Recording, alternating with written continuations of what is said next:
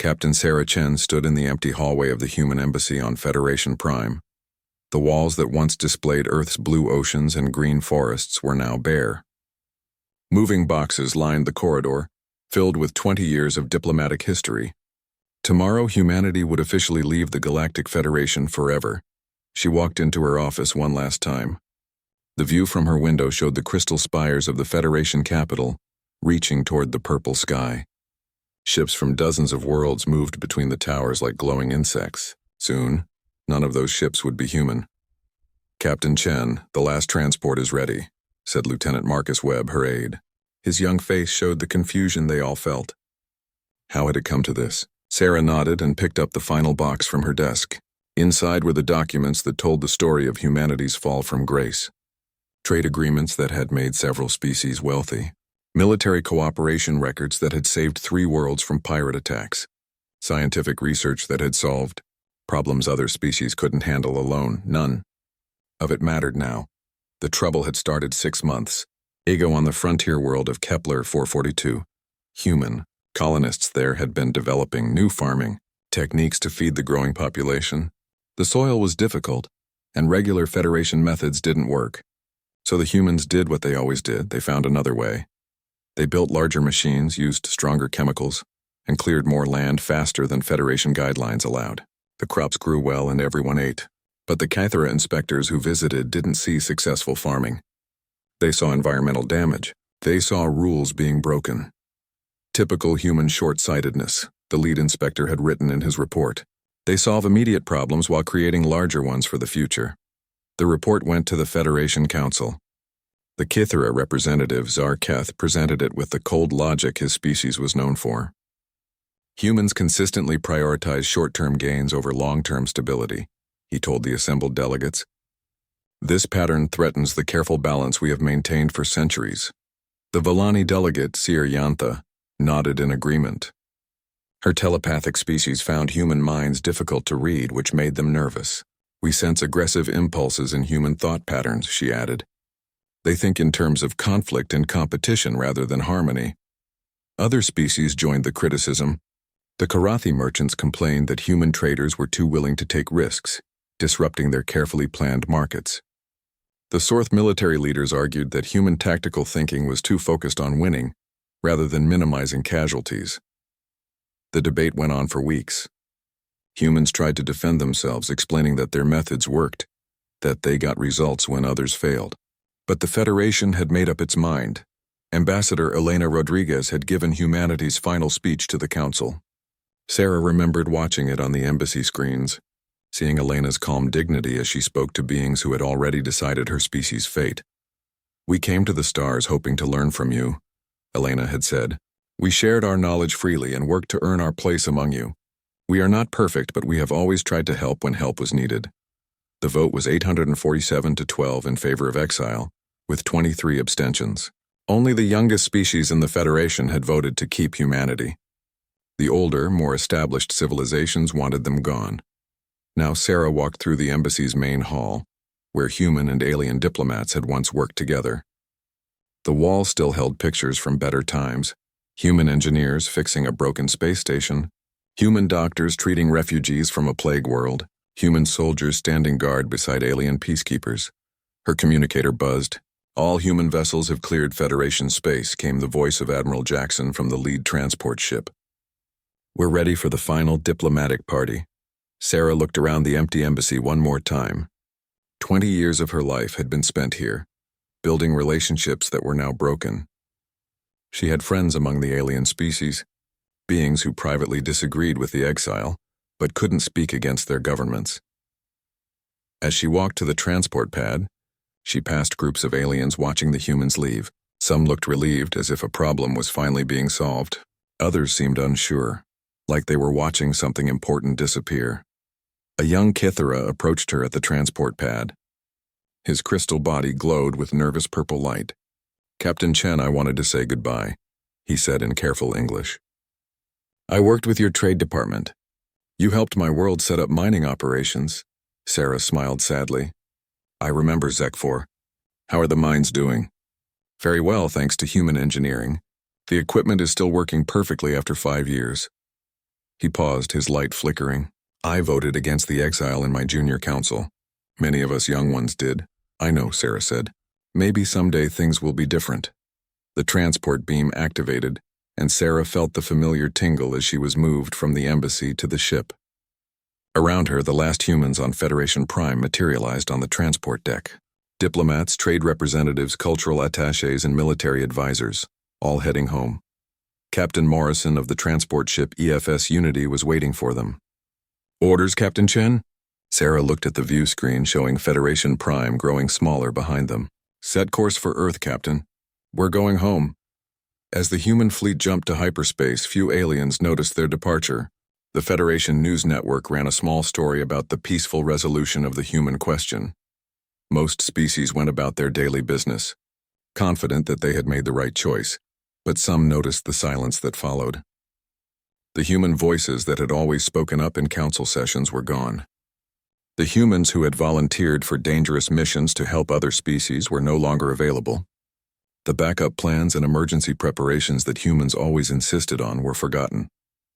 In the mining colonies on Zephyr, engineers were already starting to worry about equipment that was beginning to show wear. The human-designed backup systems had always seemed unnecessary, until now. On the trade routes, Karathi merchants were seeing small problems in their shipping schedules. The human economists who had pointed out potential issues were no longer there to provide warnings. And on the frontier worlds, local police forces trained by human security advisors were starting to feel less confident. The criminals didn't follow the civilized rules that Federation law enforcement was designed for. Sarah Chen stood on the observation deck of the Unity, watching the stars stream past. Behind them lay a civilization that had decided it didn't need humanity. Ahead lay Earth and the human colonies, worlds that would now have to stand alone. "Do you think we'll ever go back?" asked Lieutenant Webb, joining her at the viewport. Sarah considered the question. "Maybe," she said finally. "But if we do, it will be as equals, not as species they tolerate when it's convenient." The human fleet continued toward home, carrying with them all the knowledge, skills, and perspective they had shared freely with the galaxy. The Federation had chosen perfection over pragmatism, harmony over effectiveness. Soon they would learn the cost of that choice. 6 months after the last human ship disappeared into hyperspace, Chief Engineer Velthara stared at the broken mining drill on Zephyr Station. The massive machine lay in pieces across the cavern floor, its delicate energy crystals cracked and useless. "How long until we can get replacement parts?" asked Mining Supervisor Korvash, his forearms gesturing at the wreckage. Velthara's tentacles twitched with frustration. 3 weeks minimum. The crystal matrices are grown on the homeworld. But even with new parts, this is the 4th drill to fail this month. The Zephyrian mining operation had been running smoothly for 5 years. Their advanced energy-based drilling systems were the pride of Federation engineering. Clean, efficient, and elegant. They could cut through rock with minimal waste and almost no environmental impact, but they were also fragile. Velthara remembered the human engineers who had worked here during the early setup. Strange beings with their crude mechanical backups and obsession with redundancy, they had insisted on installing primitive chemical-powered drills alongside the main systems. Unnecessary waste of resources, the Cathera efficiency experts had declared. The energy drills are sufficient.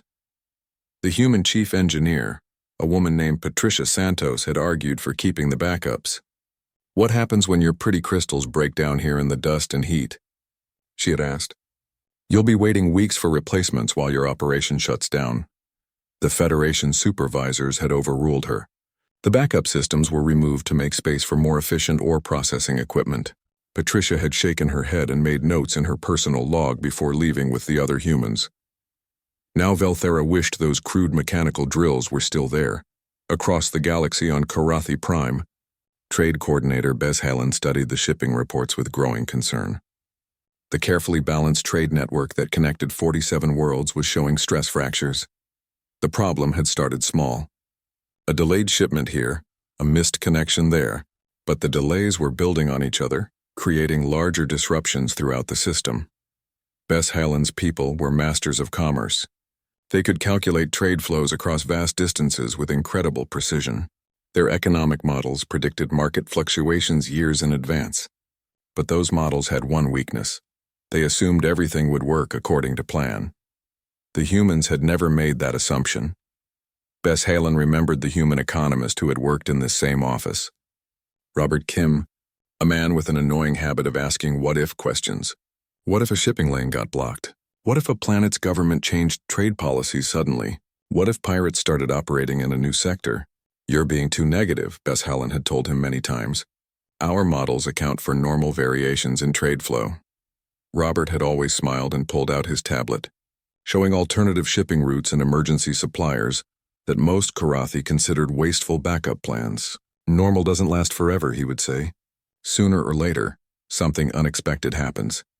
Now 3 shipping lanes were experiencing unexpected problems. Pirates had moved into the Vega sector. A planetary government had imposed new tariffs without warning, and a solar storm had damaged navigation beacons in the Centauri system. Each problem alone was manageable. Together, they were creating the worst trade disruption in 50 years. And all the alternate routes and backup suppliers that Robert had mapped out were filed away in archives marked Human Recommendations, Low Priority. On the frontier world of New Harmony, Police Chief Yax Truven watched the security footage with growing alarm. The raid on the spice warehouse had gone terribly wrong. 3 officers were in the medical center, and the criminals had escaped with enough narcotics to supply half the sector. The raid should have been simple. The Harmonians were peaceful people who had developed police work into an art form. They used non-violent techniques, psychological pressure, and social influence to maintain order. Crime rates were normally very low, but these weren't normal criminals. The warehouse raiders were from the Chaos Syndicate, a gang that had moved into Federation space from the wild regions beyond the border. They didn't respond to psychological pressure or social influence. When ordered to surrender, they had laughed and started shooting. Yax Truven remembered the human security advisor who had trained the local police 5 years ago. Sergeant Maria Vasquez had insisted on teaching combat techniques alongside the traditional Harmonian methods. Your way works great for civilized criminals, she had explained during training. But someday you'll face people who don't follow civilized rules. When that happens, you need to be ready to match their level of force. The Harmonian City Council had been horrified. Violence should be the last resort, they had declared. There must be peaceful solutions to every conflict. Sergeant Vasquez had nodded politely. I hope you're right. But hope isn't a good tactical plan. She had trained a small group of officers in what she called hard contact techniques. But after the humans left, the city council had discontinued those training programs. Too aggressive, they decided. Not in line with Harmonian values. Now Yax Truven wished those officers still knew how to fight back. The pattern was repeating across Federation space. On Volani Prime, the telepathic healers who had learned human medical techniques were struggling with patients whose minds were too damaged or chaotic for their empathic methods. The human doctors had taught them to use primitive but effective physical treatments as backup. On Kythera mining stations, workers were discovering that their elegant automated systems couldn't handle equipment failures in deep space. The human maintenance crews had always carried spare parts and repair tools that seemed excessive, until something broke far from home. In the Federation military, young officers were finding gaps in their training. The human tactical advisors had taught courses on irregular warfare and asymmetric threats that most career officers considered beneath their notice. But pirates and raiders from outside Federation space didn't fight according to Federation rules. Federation News Network continued to report that the human exile was a success. Crime statistics looked good because most worlds only counted civilized crime. Trade figures remained strong because the full impact of shipping disruptions wouldn't show up for months. Equipment failures were dismissed as normal maintenance issues. But in the field, where people dealt with real problems every day, a different story was emerging. Captain Zekvor of the Kythera Engineering Corps filed his monthly report from Zephyr Station. For the first time in his career, he included a section on operational challenges requiring attention. The language was careful and professional, but the meaning was clear. Things weren't working as well as they used to. Similar reports were starting to appear across Federation space. Always politely worded, always technically correct, but all pointing to the same conclusion. The humans had been doing more than anyone realized. The Federation Council received these reports during their regular sessions. But the patterns weren't obvious to administrators who dealt with summary statistics rather than daily operations. The problems were dismissed as minor adjustments to post-exile conditions. Only a few beings began to understand what was really happening. In archives and libraries, junior researchers started pulling up old human reports and recommendations. They found detailed analyses of exactly the problems that were now emerging. The humans had seen these issues coming years in advance. But their warnings had been ignored, filed away as examples of human pessimism and inability to think in long-term, civilized ways. Now that pessimism was looking more like preparation. And the humans who had prepared for these problems were gone, scattered back to their own worlds where Federation authority couldn't reach. The quiet exodus was beginning to speak, and its voice was getting louder every day. 2 years after humanity's exile, Fleet Admiral Carthosis of the Sorth Hegemony stood on the bridge of his flagship, watching his perfect battle formation dissolve into chaos. The enemy ships moved like a swarm of angry insects, ignoring every rule of civilized warfare. "Sir, they're not responding to our hails," reported Communications Officer Dalvex. "They're not even trying to negotiate terms." Carthosis had commanded Sorth fleets for 30 years. His people were among the finest military minds in the galaxy, masters of strategic thinking and tactical precision. They fought wars like chess matches, careful, calculated, with clear objectives and honorable rules. The Void Swarm didn't play chess. The enemy ships were crude and ugly, built from salvaged metal and powered by barely contained fusion reactors. They had no formations, no apparent command structure, no strategy beyond swarming forward and attacking everything they could reach. "Shields at 60%, called the tactical officer. "They're targeting our weapon systems directly. That was wrong. In proper fleet combat, you disabled the enemy's engines first, then negotiated surrender terms. You didn't try to destroy their ability to fight back. That was barbaric." Carthosis remembered the human military advisors who had worked with the Sorth fleet 5 years ago. Colonel James Patterson had tried to teach them what he called unconventional warfare. "Not every enemy will follow your rules," Patterson had explained during the war games. "Some will attack civilians, use captured ships as weapons, or fight to the death instead of surrendering. You need to be ready for that." The Sorth officers had been politely dismissive. Such tactics are inefficient, they had argued. No rational commander would waste resources that way. Patterson had smiled grimly. Rationality is a luxury. Desperate people don't think rationally. The war games he designed had been unlike anything the Sorth had experienced. Human ships had used ramming attacks, suicide runs, and guerrilla tactics that violated every principle of civilized warfare. The Sorth fleets had lost every simulation. "This is unrealistic," Admiral Carthosis had complained to Federation Command. "No actual enemy would fight this way." The human advisors had been reassigned to other duties.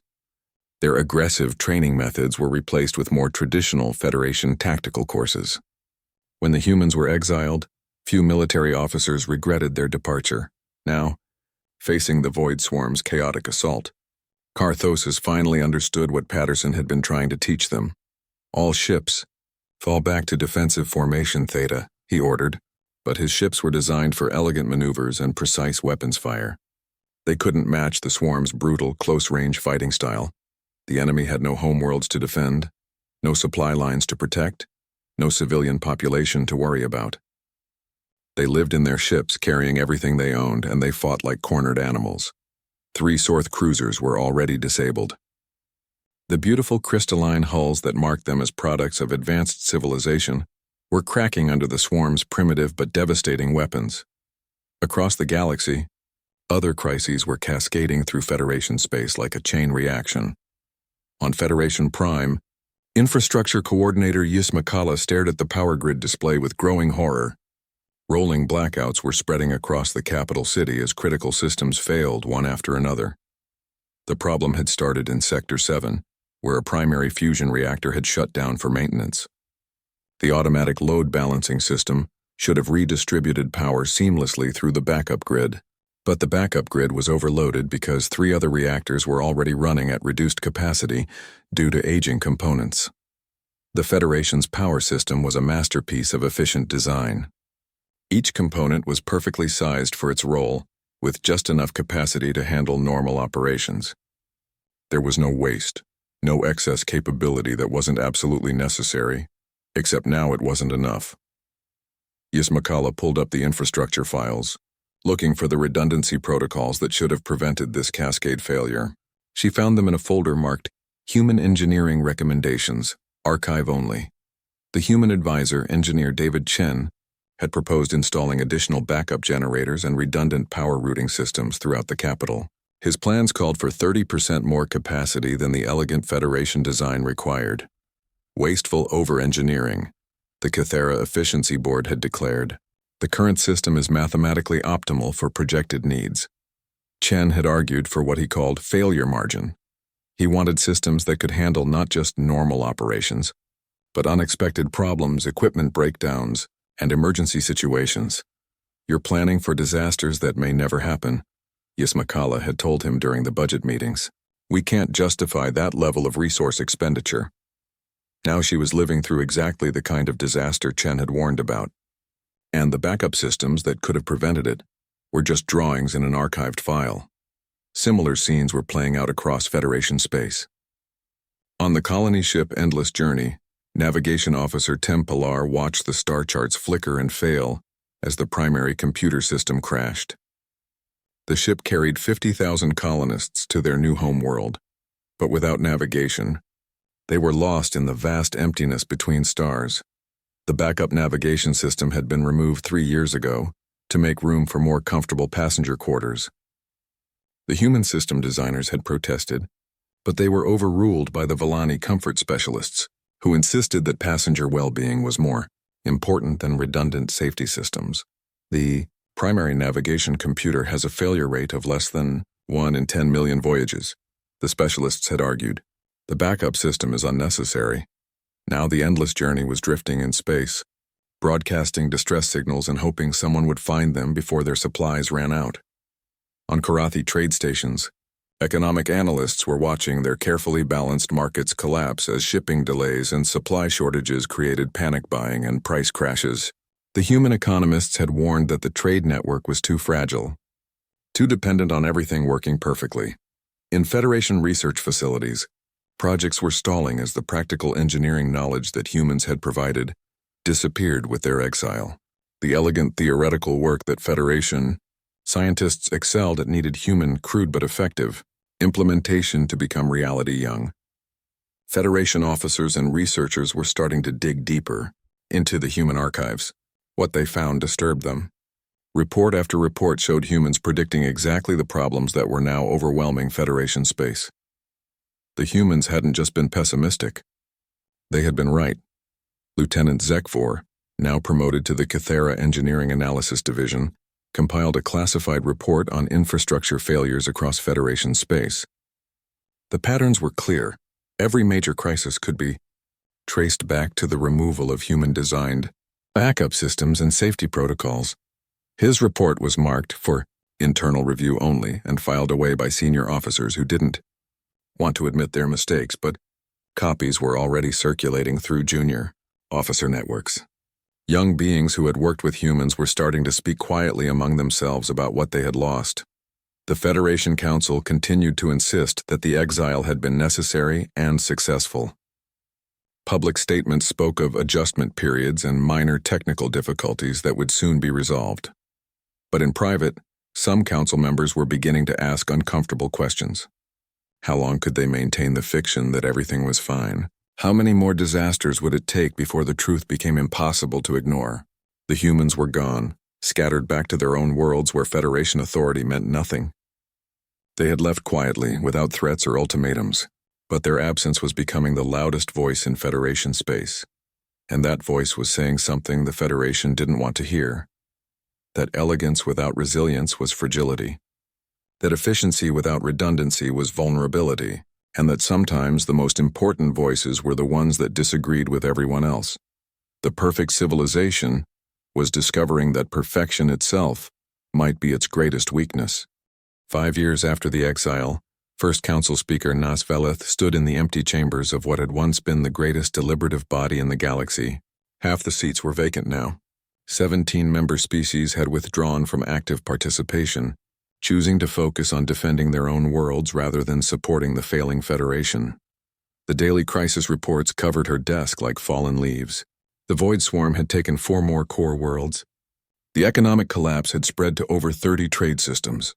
Infrastructure failures were now so common that they barely made the news.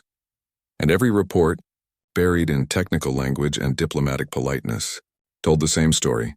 The Federation needed help it could no longer provide. Speaker, the delegation from the Younger Species Coalition is here, announced her aide. A nervous Cathera whose crystal body flickered with stress patterns. Nazveleth sighed. The Younger Species Coalition, planets that had joined the Federation in the last 50 years. Once they had been grateful junior members, happy to learn from their elders. Now they were the only ones still trying to hold everything together. The delegation was led by Research Officer HFY, no longer the uncertain young Cathera she remembered from years ago. His crystal form had darkened with age and experience, and his light patterns showed the steady glow of someone who had learned hard truths. Speaker Nazveleth, he said formally, we come with a proposal that the Senior Council will not like, but which we believe is necessary for Federation survival. Behind him stood representatives from a dozen younger species, beings who had worked closely with humans during their time in the Federation. They all wore expressions of grim determination. What proposal? Nazveleth asked, though she suspected she already knew. HFY activated a holographic display that filled the chamber with statistics, charts, and analysis reports. 5 years of comprehensive data analysis confirm what many of us have suspected. The Federation's current crises are directly linked to the removal of human-designed safety systems, backup protocols, and risk management strategies. The display showed a timeline of failures overlaid with human recommendations that had been ignored or discarded. The correlation was undeniable. We propose formal acknowledgement of strategic errors in the exile decision and immediate diplomatic contact with human governments to negotiate assistance agreements. Nazveleth felt her stomach clench. As one of the senior council members who had voted for exile, admitting error would be politically devastating. The senior council determined that humanity was incompatible with Federation principles. That decision was made by constitutional majority. That decision is killing the Federation, said another delegate, a young Villani whose telepathic abilities allowed her to sense the desperation radiating from every world. Our people are dying while we protect our pride. The truth was bitter, but it was truth nonetheless. Nazveleth had spent months reviewing the classified reports that never reached public circulation. The real casualty figures from the Void Swarm attacks, the complete economic projections showing total trade network collapse within 2 years, the infrastructure assessments predicting civilization-wide system failures. The Federation was dying slowly, and everyone in this room knew it. Even if we wanted to contact humanity, Nazveleth said carefully, they have shown no interest in renewed contact.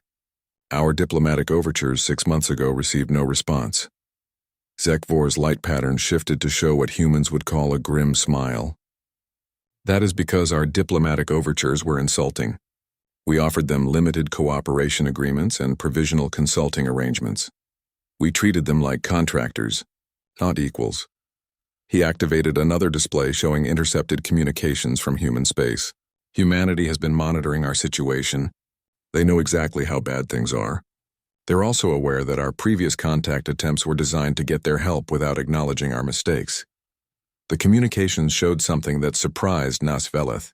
Human ships had been quietly evacuating refugees from worlds threatened by the Void Swarm. They were providing medical aid to plague-affected planets. They were sharing defense technology with independent worlds that requested help. Humanity wasn't ignoring the Federation's suffering. They were helping everyone except the Federation itself. Why? Nazveleth asked. Why help others but not us? A new voice answered from the chamber entrance. Because we don't work with organizations that exile us when we become inconvenient. The speaker was human, a woman in simple clothes who walked into the chamber as if she belonged there. Security guards moved to intercept her, but HFY held up a crystal hand. This is Dr. Sarah Chen, former Federation diplomatic captain. She arrived this morning on a humanitarian mission ship. I invited her to observe our discussion. Nazveleth stared at the human woman. She had aged since her time as a Federation diplomat, but her eyes still held the direct, unsettling gaze that had made so many species uncomfortable. Dr. Chen, Nazveleth said carefully, I was not aware that humanity was willing to resume diplomatic contact. Sarah smiled, but it didn't reach her eyes. I'm not here as a diplomat. I'm here with a medical team to evacuate Villani refugees from the plague outbreak in Sector 12. But Lieutenant War asked me to answer some questions about human intentions. She walked to the center of the chamber, her movements casual but confident. You want to know if humanity will rejoin the Federation? The answer is no. You want to know if we'll provide military assistance against the Void Swarm? The answer is no. You want to know if we'll share our technology to fix your infrastructure problems? The answer is no. The delegates shifted uncomfortably. This wasn't what they had hoped to hear. However, Sarah continued, we will continue providing humanitarian aid to any world that requests it. We will accept refugees from any species fleeing danger. We will share defensive technology with any government that wants to protect its people, and we will offer full partnership to any species or world willing to work with us as equals. What does that mean exactly? Asked Nosvelith. It means we learned from our experience here, Sarah replied. We won't join another organization that sees us as useful tools rather than valued partners. But we're willing to work with individual species and worlds on mutual benefit relationships. She gestured to the empty seats in the chamber. Several Federation members have already approached us about bilateral agreements. The Harmony League, the Free Zephyrian colonies, even some Korathi trade guilds. They're not leaving the Federation officially, but they're creating backup relationships. The implications hit Nosvelith like a physical blow. Humanity wasn't just refusing to rejoin the Federation. They were offering an alternative to it.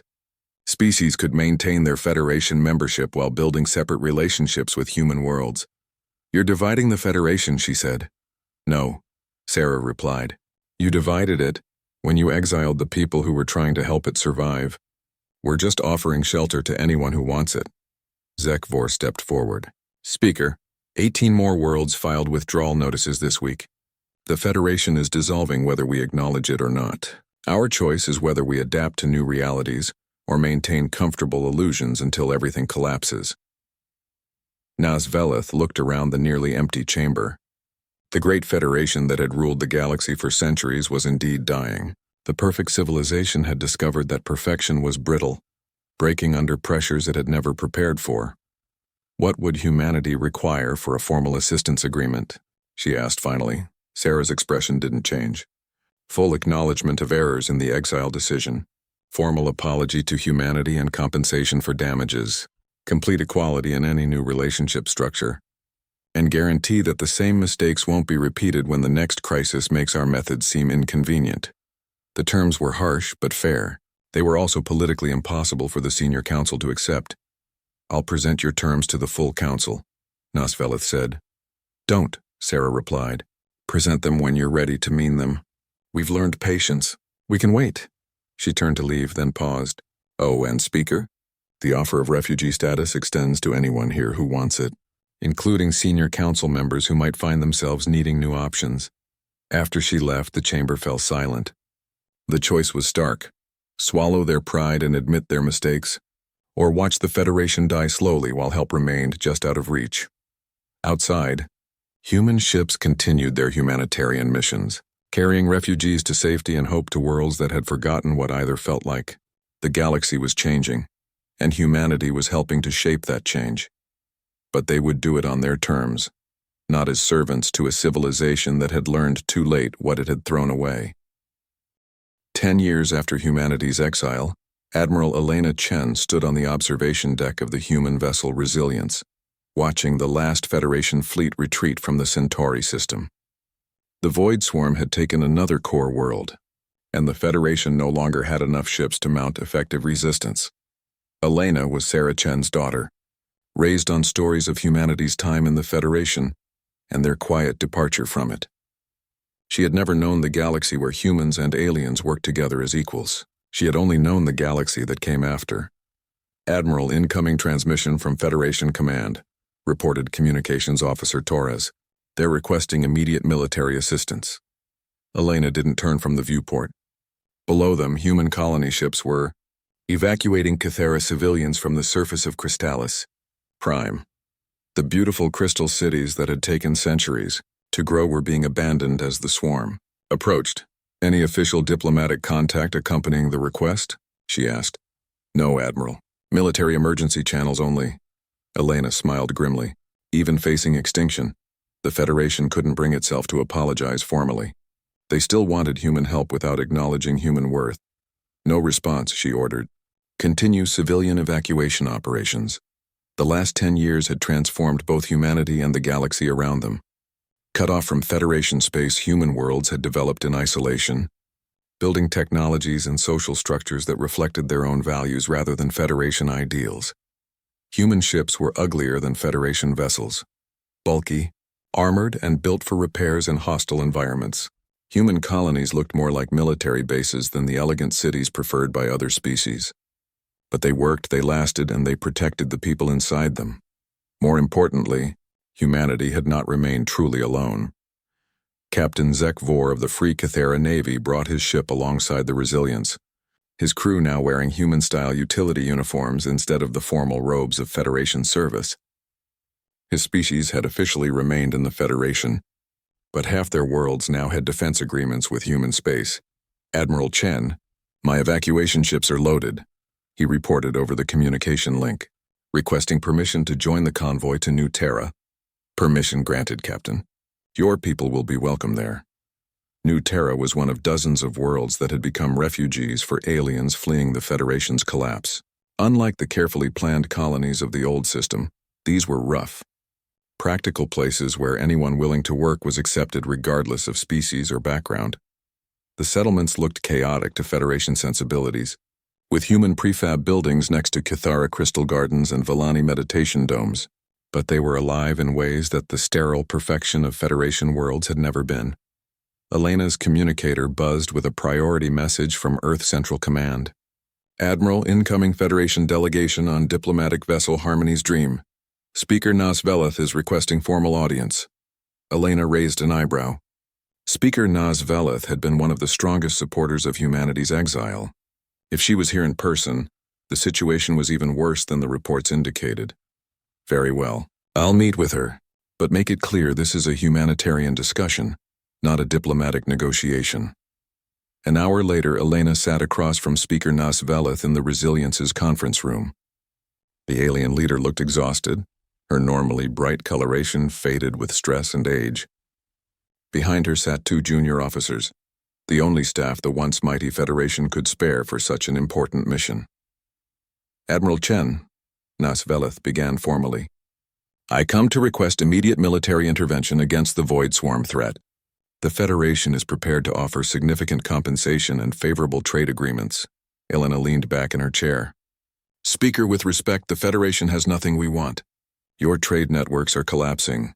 Your currencies are worthless outside your shrinking territory, and your military technology is 10 years behind what we've developed in isolation. The harsh words hit their target. Nas Veleth's coloration flickered with embarrassment and anger. You would let entire civilizations die because of old grievances? No, Elena replied calmly. We would let civilizations die because those civilizations exiled us for trying to prevent exactly this situation. We've been letting people die for 10 years while you maintained that exile was the right decision. She activated a holographic display showing refugee statistics. We've evacuated 12 million civilians from Federation space in the past decade. We've provided medical aid to 37 plague-affected worlds. We've shared defensive technology with any government that asked for it as an equal partner. The numbers were staggering, a massive humanitarian effort that had cost human worlds enormous resources. What we haven't done is provide military support to the government that declared us incompatible with galactic civilization. Nas Veleth stared at the data. We were wrong, she said quietly. The exile was a mistake. I was wrong. Yes, you were, Elena agreed. But the time for apologies passed years ago. The Federation is dead, Speaker. The question now is what comes next. Elena stood and walked to the viewport where the evacuation fleet was assembling.